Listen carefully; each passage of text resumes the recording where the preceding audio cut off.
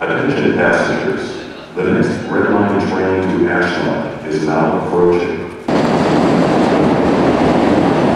My name is Michael. And I live outside in the city of Boston. I'm a homeless Vietnam vet, live in the street. And I'm 56 right now, and I became homeless in the year 2000, January. Patrick Dione, Dorchester, but I live on the street in Boston.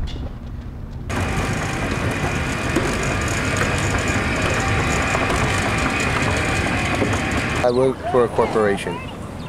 I can't exclude the name, but it's a high-profile investment company and everything, but they just couldn't handle it, and then you started just making cuts.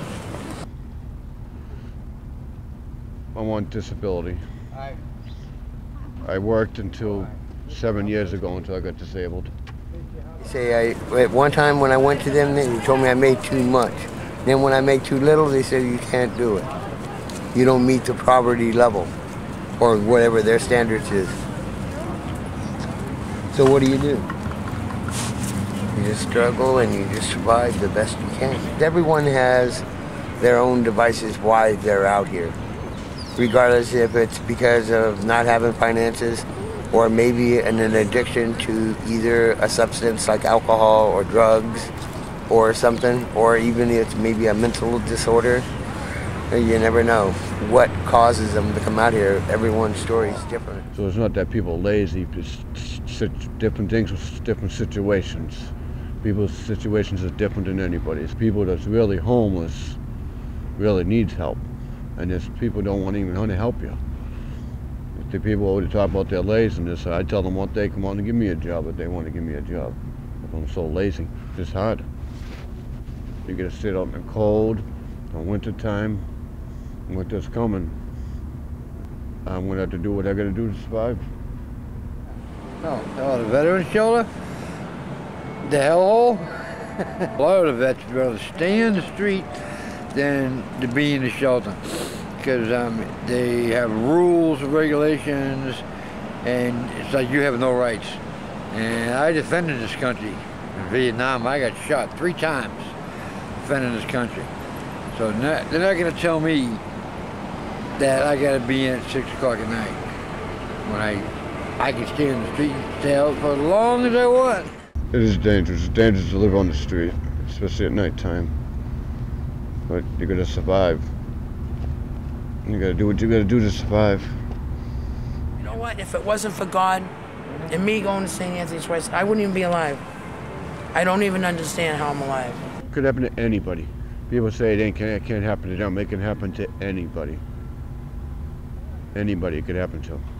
You could be having a problem tomorrow, and today, and then tomorrow you could be out in the street. So these people, just because they got jobs and houses, they think they're the greatest people. No, everybody's just human beings.